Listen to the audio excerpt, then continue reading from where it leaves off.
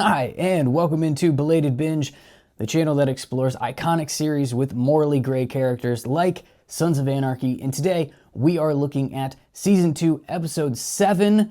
I got another one for you, which there will be spoilers for this episode. Before we start, shout out to the Bonus Binge Squad from Patreon, patreon.com/belatedbinge, where you can get early access, bonus content, personal shout outs on the channel, and more. Check that out. If you need a reminder of what this episode is even about, this is the one where they're in jail. And Clay is super bitter, and he and Jax are still butting heads. And quite literally, they have that brutal fight scene while they're in jail. But it's all part of a plan to try to get them protection in jail. Who knew the protection would be needed amongst themselves? But the plan is a two-parter, right? The guys on the inside have their part to play, and Opie has his part to play outside. He is supposed to set somebody up so that they can get arrested and get put into jail so that they can get, the requisite beatdown that is coming to them for whatever they did to deserve it. And while Opie is taking care of this, or trying to take care of this, because it actually goes kind of horribly wrong. If you remember, Trammell, the dirty cop, he gets shot in this particular exchange. Opie didn't succeed in his end of the bargain, but what he did succeed in is something else that develops his character and his storyline, and that's what we're going to explore in this video. It's what happens during that second meeting between Opie and Lyla, because I think it shows exactly why they worked, or could have. Because nothing says love at second sight than saving a porn star from having to perform forced fellatio in exchange for drugs. Just ask Lyla. So glad that Opie's here. Her new white powder knight, if you will. So, if you remember, there was a clear attraction between these two in their first meeting when she brought her car in with that flat tire and she'd been running on the rim for however long. And now, in this episode, she's in her underwear. And Opie has a very internally conflicted boner about it. But what is it, hard on aside, about these two that actually works? I think there's a moment that encapsulates their potential relationship kind of perfectly. And it's when she brings him out a new sweatshirt that smells like pussy, which I get, we're on a porn set, but what exactly were you doing to that hoodie? I do sex before, and my hoodie isn't usually a prop.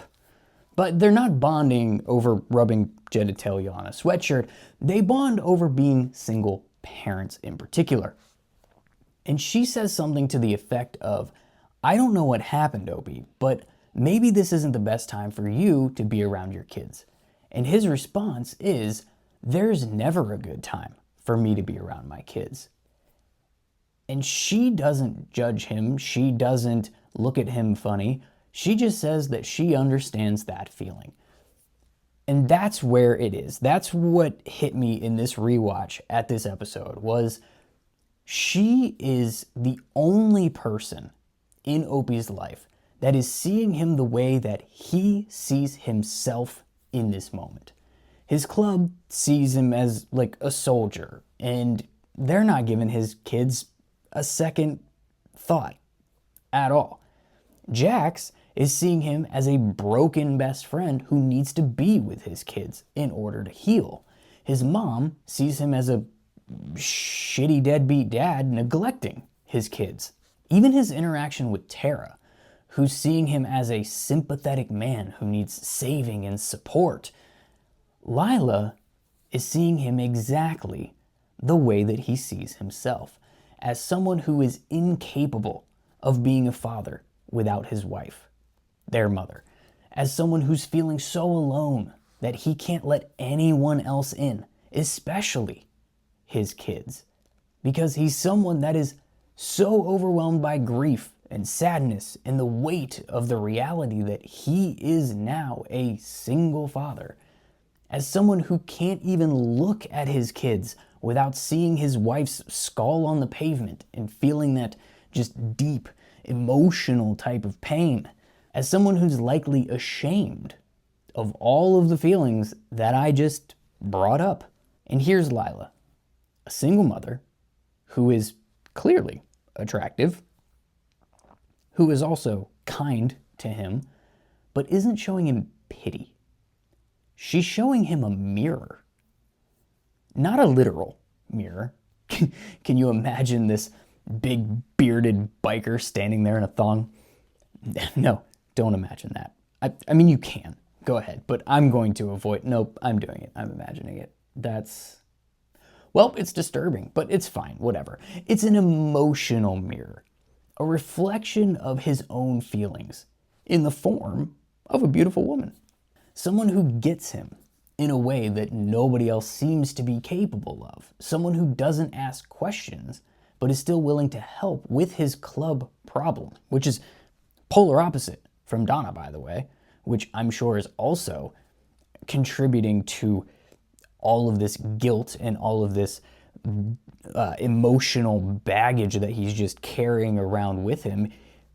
Donna wouldn't have anything to do with the club. Lyla didn't ask any questions. She was just like, yep, no problem. Here's my drug dealer's number. You can bring him here and beat him up and I never get to see him again. I'll find a new way to get my drugs or deal with whatever fallout there is from this, possibly, maybe, just to help you and just to help the club. And she's willing to help him with his kids. She volunteers. He doesn't ask. She's like, hey, what if I took your kids to get some ice cream? Is it the foundation for a lasting union? Well, unfortunately, no. We know how this goes, but it could have been. And that's why it works. These are two flawed individuals who see themselves in each other. What do you think? Could Opie and Lyla have worked, or was it doomed from the jump? Let me know in the comments section, and make sure to subscribe to the channel as well. And remember, life is short. Buy that motorcycle, but when you do, wear a helmet. Dress for the slide, not the ride, and make sure that you are bringing Belated Binge along for the ride.